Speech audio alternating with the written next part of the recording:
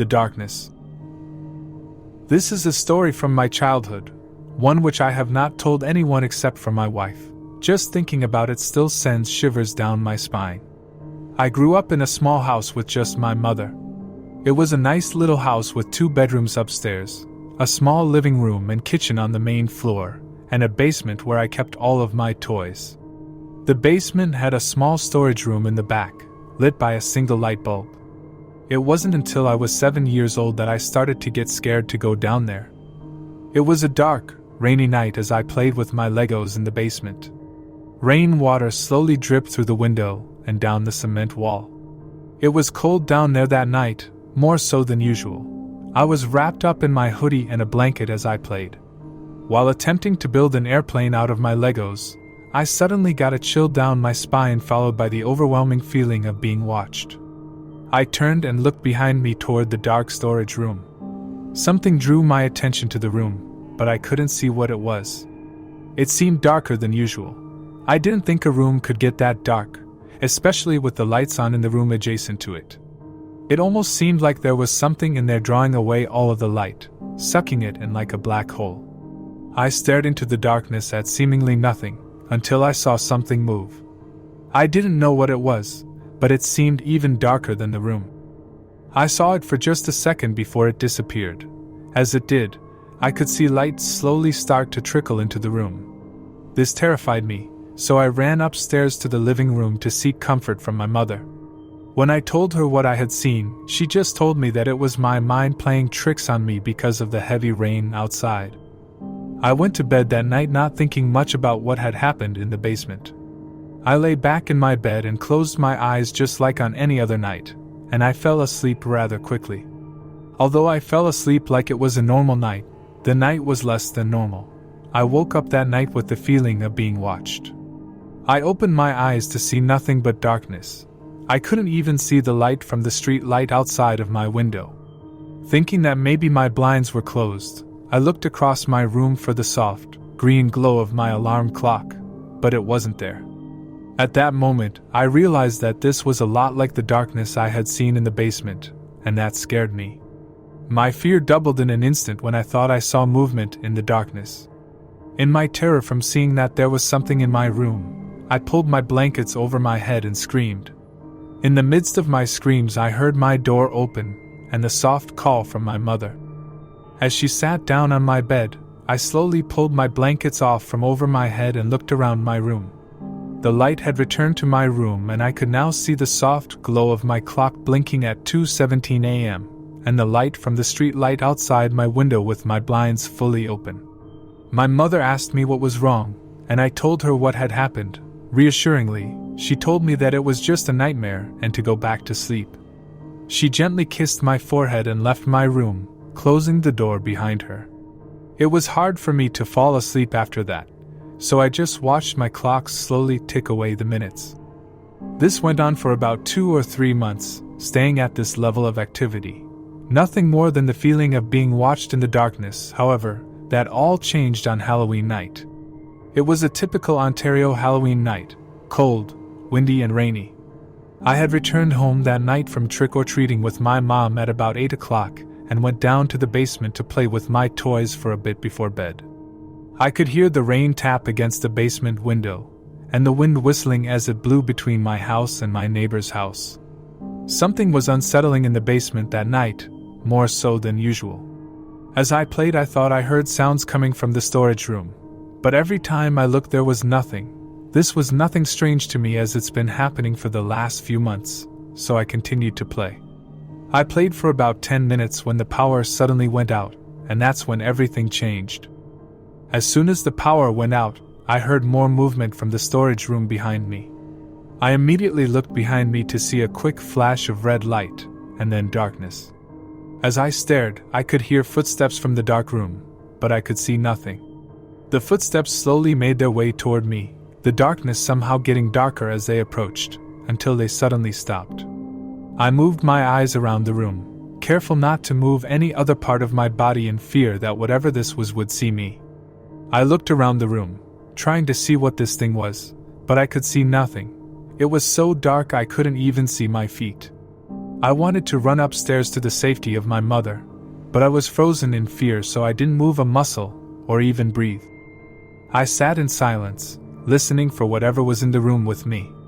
I couldn't hear a sound, not even the rain on the window or the wind between the houses. As I listened, the hair on my arms and the back of my neck stood up on edge, and I got chills down my spine, and that's when I heard it. A deep voice whispered into my right ear.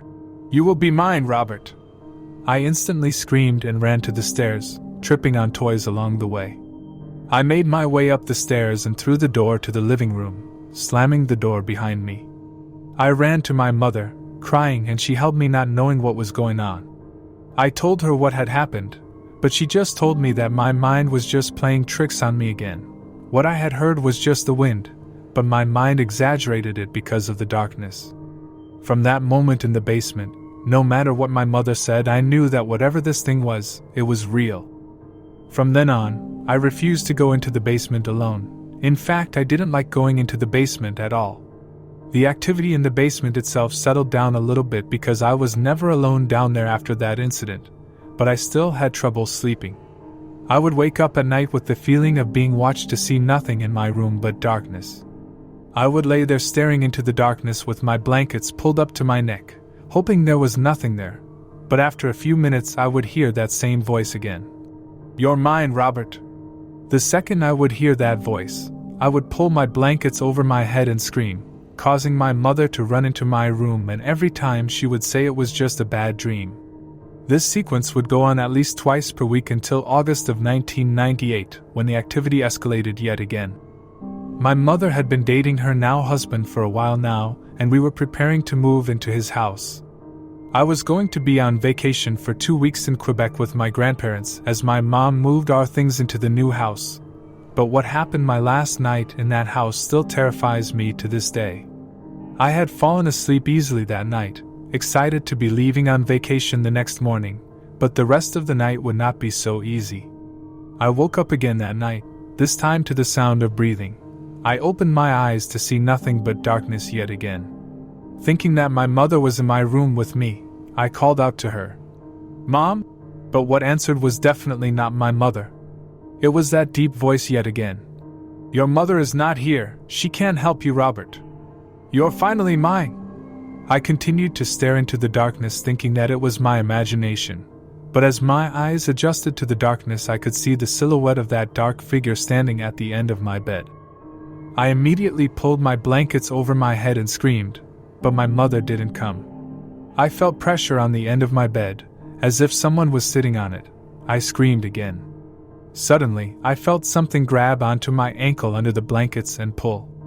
I somehow managed to turn onto my stomach and grab the end of my mattress, but it only gave me a few seconds before it shifted, and I was pulled right out of my bed. I continued to scream, louder than I had ever screamed before. Finally, I could hear my mother get out of bed and make her way to the door. Only this time, when she reached it, the door did not open. The entity continued to drag me toward the door as I continued to scream. I could hear my mother pushing against the door, trying to get it open without success. As it dragged me across the carpet, I tried to grab onto anything that I could, but the only thing that seemed to work was the foot of my bed.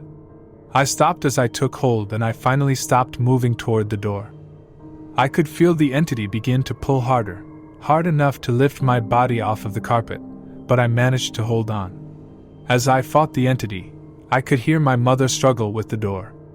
It took my mother a good 2 or 3 minutes to finally get the door open. As the door finally opened, light returned to my room, and I no longer felt the grip on my ankles, and I fell back to the carpet. I looked around the room, terrified. My room was a disaster. The sheets were in a ball on the floor. My mattress was half off of my bed frame, and my bed was no longer sitting flush with the wall but pulled off about 3 feet. I looked around for the entity, but it was no longer there. My mother held me tight as I cried on the floor, not knowing what happened, only thinking that it was a really intense nightmare. I spent the rest of that night in my mother's bed, but did not sleep. The next morning, I could see the rug burn on my arms and elbows from being dragged across the carpet. I looked at my ankles to see they were red and swollen, but harder to see were the little scratches along the top of my feet. That was my last night in that house, and I'm glad that it was. To this day, I do not know what this thing was or what it wanted of me, but thinking of it still scares me. In my adolescent years, and even now that I'm in my mid-20s, I have what my doctor has only described as night terrors.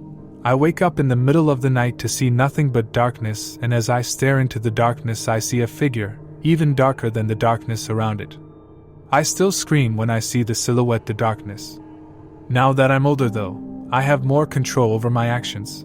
I take a flashlight and shine it through my room, or I'll turn on the light switch. Many times I'll just wake up screaming, sometimes even running out of my room, with no idea why. I do not know if what I see is the same entity that stalked me as a child or if it's just my imagination digging deep into my subconscious. But the entity still haunts me to this day. I just pray that whatever this is does not start going after my wife or our future kids. Thanks for watching. Subscribe and stay tuned for another episode tomorrow.